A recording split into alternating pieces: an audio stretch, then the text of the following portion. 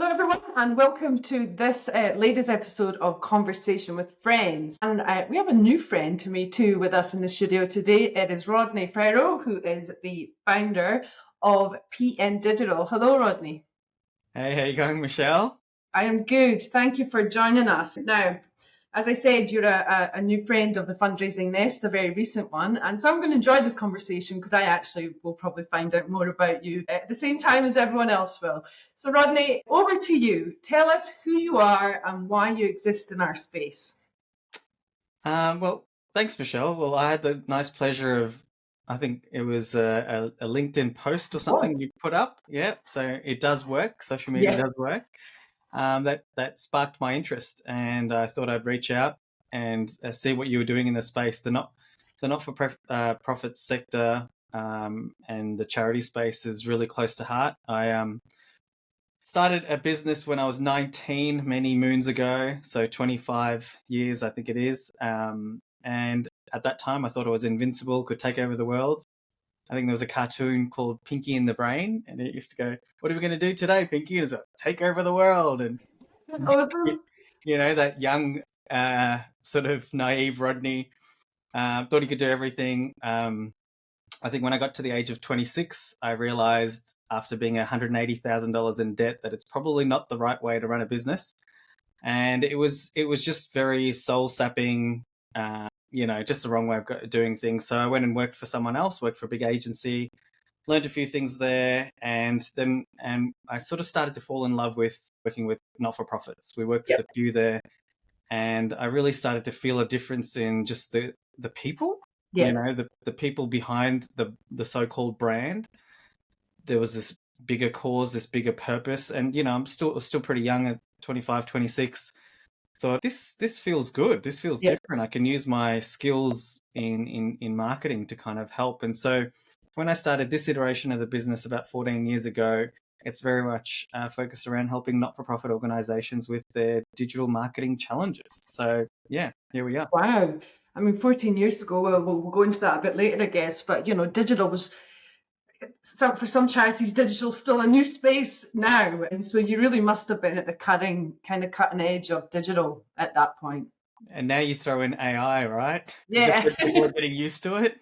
Tell me, I'm interested to know the name PN Digital. Where did that come from? Oh gosh, here we go. All right. So the business name was called Protocol Networks. Right. That's still the registered company name, but it makes no sense to what we do today. When I started, I used to sell dial-up internet connections and hosting services to clients. And the dial-up internet thing has a logo that looks like a triangle. It's a TCP/IP protocol for the geeks out there, and it connects, the internet, connects computers together and people to information. And that was kind of our logo. We had people, information, and the internet. And over the years, obviously, it's evolved, and the truncated and the abbreviation and having the word digital at the end kind of lets people know you're in that digital marketing space. Whereas Protocol Networks, I'm sure we'd get a lot of help desk inquiries. Can you fix my IT? Or I don't know.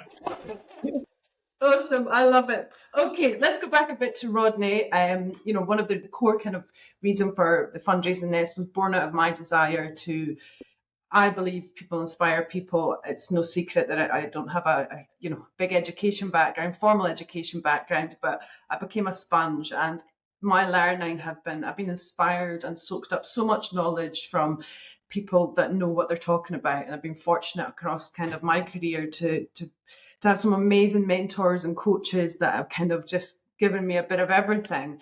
And so people inspiring people, the connections and learning from peers is kind of a real strong value at the Fundraising Nest. And so looking back for you, kind of where you're at now in your life, professionally and personally, is there any standouts of people that have inspired you in how you think professionally and your personal values, from family to bosses to employees? Yeah, I guess funnily enough, this Friday, I'm catching up with an employee from my first iteration of the business. I gave him his first job, and we were both young then, but it basically, I hear from him every now and then, and his thank you and gratitude and where he is today is all him. but he keeps on saying it's because I got him out from the first job. There's other employees that I know, she's working at Greenpeace at the moment. We were at an event and she came running from one side or the other, gave me a massive hug, and I was like, oh, I won't mention her name, but I was like, oh, hey, how are you going? I haven't seen you for a while. And again, I gave her an internship and gave her some confidence in digital marketing. And it all stems back to, I guess, when I was given a go, when I didn't really have a CV. So probably similar backgrounds, Michelle. I got to about year 10. So I came from Pakistan, and quite heavy learning. It was a Christian Catholic school, very strict, rulers, whips in the back and all that sort of stuff.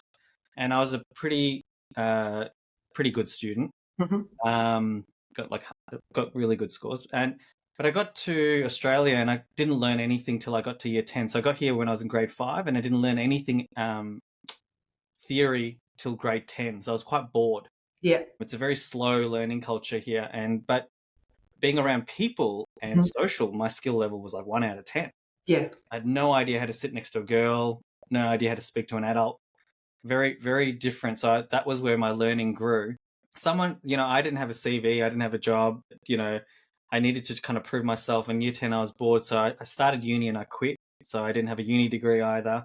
I was kind of just trying to sponge off people as well. But I was given a go at one stage with no CV, nothing. And I thought, I need to constantly do that back, because you never know. And now I hear the stories, 20-something years later or 15 years later. So I'm glad that I did that. People talk about paying back. I think it's important that you do it. It's incredible. And in fact, I just spoke at the Tasmania Forum. It's one of the, and I will talk about it, the Nest Fest event that we're both speaking at. And it is about looking at how can we be the inspiration for others if we don't reflect on the people that inspired us. And I don't think you often, I've been digging deep back to my 13, 14-year-old self who was, and I do tell a few stories, about, but when you realize people that have given you that chance or have done that for you, that's when you know how you can do that for other people. And for me, that is so important. I think we keep going, get the next bit. But for me, I want to be the inspiration that we want to see in others. And I think that is really an important human value. Yeah. And along the journey of your life, I mean, that's kind of, and I think what got me was I love coaching. So I do a lot of basketball coaching, hence the get up. I'm coaching tonight. I'm coaching straight after this. So it's taught me a lot of lessons. Basketball coaching's taught me a lot of lessons. I deal with all different types of skill level, all different types of personalities, all different types of players and positions in the team. Yeah. And it's similar to with work and with family and everything. We all have a role to play. And we all need to form that form of chemistry to achieve that goal or objective or whatever we're trying to do. So I think that together with some of the team members that I've been fortunate to work with, and also a mentor that I had, Jill Dixon. Unfortunately, she's not very well at the moment. So if I get a bit teary, I was driving past one day her suburb, and I just felt like calling her, and I called her and found out the most troublesome news. I also did a bit of soul searching and digging back, and she was probably the most pivotal thing in my life that got me to change the way I thought of business and running life. And as I drive a lot of success that I have today to basically the 3 months that I spent with her. I spent a long time after that with her, but the 3 months I spent with her, that she made me change the way of thinking. Wow. So that was quite powerful. When we talk about fundraising, got lots of fundraisers, leaders, and that are part of our community. I'm always interested to find out, and you briefly mentioned Pakistan there. So prior to being in their space, and the Rodney before you came to Australia, do you have an earliest fundraising memory when you became aware? Like, I know there was there things at your school? Do you have a memory of what fundraising is? It would be at Little Athletics. Oh, yeah. Going around doing the sausage sizzles. We even did the 3-legged race, so doing all these things and trying to get gold coin donations and those kind of things. We did a lot with Little Athletics with the sausages, and I remember being short. I was never allowed to cook because it would just be splatting in my face. So my friend, who is now 6'3", he was always tall. He was always doing the cooking, even though we were the same age. But I think and you know, you can see where it's going to. And Hmm. even at that young age, like now I see a lot of not-for-profit organizations and everything, they ask for, you know, can you please donate Yeah. or whatever, which to some average donors out there seems Hmm. like they're just looking for a handout. When you can connect the request with some sort of service offering or product or some sort of action or tangible thing that people can see, you're almost making the sale or the Yeah. process a lot easier. If you make giving a memorable, enjoyable experience, people will do it over and over again. And if you attach Yeah, that to something that they have to do when they're younger, or I think it's so important. People write off events too quickly sometimes. But if our, I've been working in schools recently, and what I think is missing almost is we've gone almost the other way. And we were looking there, I was helping them do a community immersion project. We were doing kind of blue sky thinking, what problem do you want to solve in your community for your project?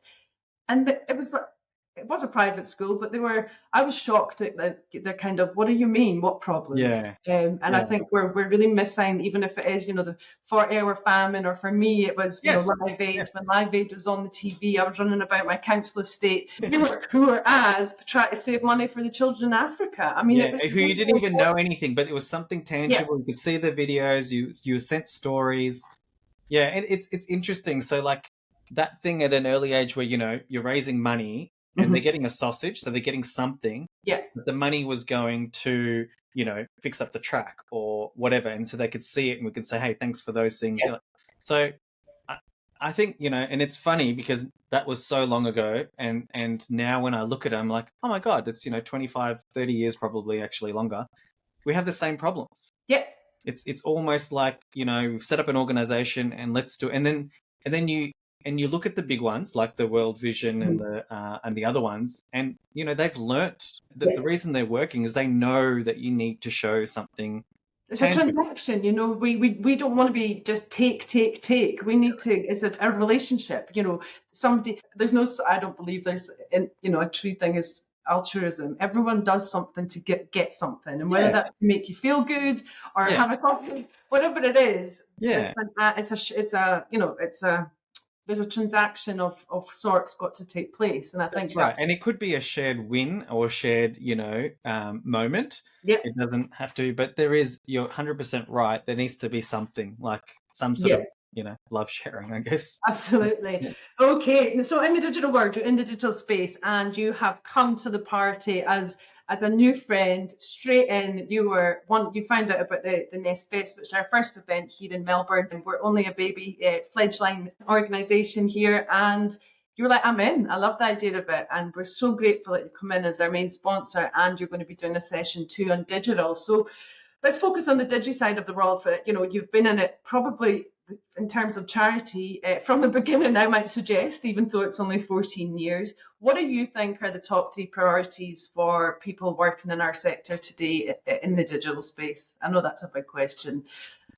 Yeah, I mean, there's a lot of, so one of the things, I don't know if I'm going to count to three, but one of the things that I see that's probably the biggest mistake is the shiny new object.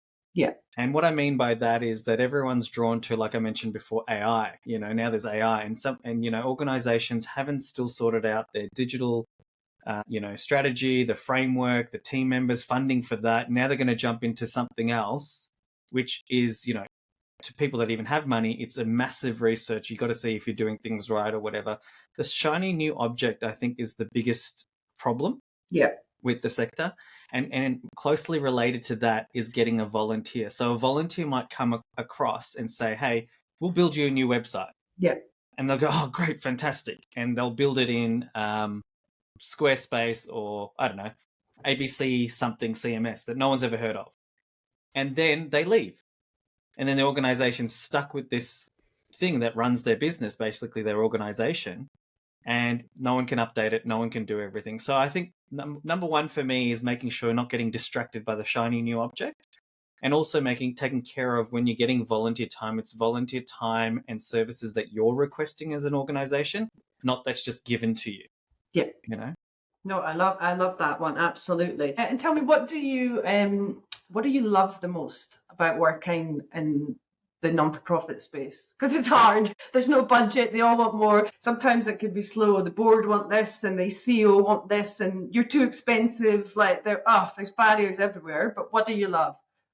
Well, you've mentioned all of those, but I find it funny that the organizations that come to us, we have really good relationships. So what I learned from the agency world was how much they charge, right? Yeah. They charge exorbitant amounts of money. So we are not a freelancer by ourselves, but our costs are pretty much like a freelancer rate. Yeah. So they're quite affordable to organizations. So when an organization says we don't have budget for this or for that, we actually sit down with them and work out to see what they actually have budget for. Yeah. Or help them with resources to get funding or to get professional volunteers to help them to get to a certain stage. And because we've been in the game for so long, I do have people call me back after 5 years, 10 years and everything like that to say, hey, can we work together? We've now graduated or we're here. Yeah.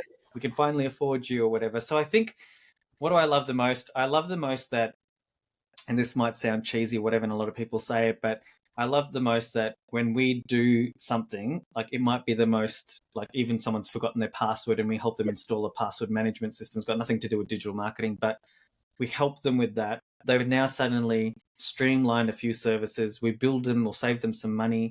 They're now allowed to deliver more services to their organizations. And it means something bigger to all of us. You know, it's just, you can't put a price tag on a smile. You can't put a price tag on someone getting that wheelchair when they couldn't even get to it to pick it up. You know, just things like that are just that. like, you know, they're just, yeah, it's one of those things. I do love that because unlocking the things that trip you up, and I know that having built pretty much online digital business from scratch, and I can't code, and I'm going, the small things can trip you up, and they are so critical because actually fundraisers who know their staff and leaders, they can actually, you know, they can tell good stories, they can find you the content.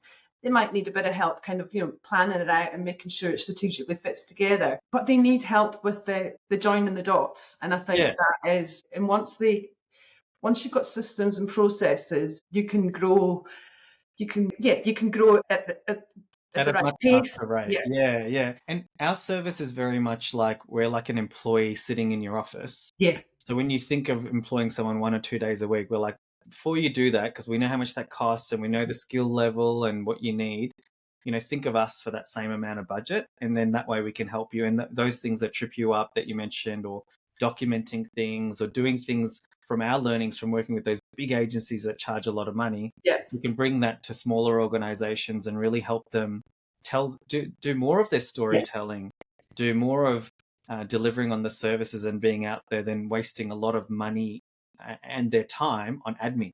I love that. Yeah. And there's a lot of focus as well sometimes in the sector about acquisition and growing donors. All of that is super important. However, if you don't have the basics right, you will not be able to look after your donors the way you should, and your acquisition strategy will fail. So, you know, you've got to have that building blocks to be able to look after all the people that you want to join your organization. So it's super important. Yeah. I really look forward to your session at the Nest Fest that is coming up. So we will be sharing some snips from this video as well as the full one. So do get in touch with Rodney because he does have a very special code. We've only got 7 working days technically until we are all together in Melbourne. We're soon going to probably sell out of that room, Michelle. Yes, this morning it's been pretty hectic here. Looking at those numbers, so yeah. It's looking good. The last couple of days we've really seen a really big uptake. So we do look forward to seeing everyone in Melbourne. Rodney, before we wrap up, time has gone so quickly. Last question before I do this or that. What advice would you give to your younger self that you wish you knew then, that you know now? Be patient. Getting a mentor doesn't mean you get one mentor. You can get a mentor for different things. So now that I'm a dad, I talk to someone different that's a few years older than me about father stuff. I have a mentor for business. I have a mentor for basketball and coaching so that I can coach kids, because coaching kids is different to coaching adults. So that would be a big one. People think, oh, I need to get a mentor, but you can actually get that from different people. Yeah. But yeah, just be patient and listen a little bit more. I love it. Yeah, absolutely. Surround yourself with amazing people that know more than you do. Yes, yes. You can't be the smartest one in the room. If you think you're smartest, you're the dumbest, you know. Absolutely. I knew I was going to say something just before I do this or that. One of the things, my husband is a programmer, and the philosophy that we've approached is he hates Windows and Apple, and he's an open source Oh Linux yeah. man. And so it's something that I've been trained to when you hear it enough times. And I love the idea that we can have a sector that is open source, that if we all put little fixes into everything and share them and don't own them, when they rise, we all rise. Like the Yeah. idea that there's a ecosystem where we collaborate and share and fix problems openly and honestly for everyone. It just excites me. That's the approach of the fundraising nest, a neutral stomping ground where everyone can come and share what they've got. And that's what. Yeah, I love that. That's awesome. Yes, the Linux, maybe not Linux, but yeah, the open source of Open source. fundraising. Yeah, no, that sounds amazing. Yeah. Yeah. Okay, this is that, Rodney. Let's find out a little bit about you as a person before we wrap up. Are you ready? All right, go. Mountains or beaches? Beaches. Introvert or extrovert? I'm right in the middle of this one. Choose one. Introvert. Movies or books? Movies. Tea or coffee? Coffee. Cats or dogs? Dogs. Allergic to cats. Morning bird or night owl? Both. Morning. Camping or hotels? Hotels. Phone calls or text messages? Phone calls. I know you are. I've worked that out quickly. Pizza or curry? Pizza. What? Sorry. Curry. Pizza. Marmite, Vegemite or honey? Honey. Fabulous. Thank you, Rodney. Thank you for joining us today, Rodney. Thank you for supporting us at the Nest Fest in Melbourne. You can all see Rodney and listen to his session, and do get in touch with him. Nest Fest is taking place on Monday the 9th of September. We have Lynn Wester flying in from the States. We've got Ian coming from the UK. We've got a fabulous, amazing bunch of humans. The knowledge in this room is overwhelming. 6.5 CFRE, all for 349. Lunch is included, morning tea, afternoon tea. We do games. We're giving away books and prizes. We've got quizzes. It's a community. It's a place to find your people, but also learn a lot of actionable stuff that you can go back and change your organization with. Rodney, we will see you then, and thank you for joining us today. Nah, not a problem. Can't wait. Cheers. See you later. Yeah.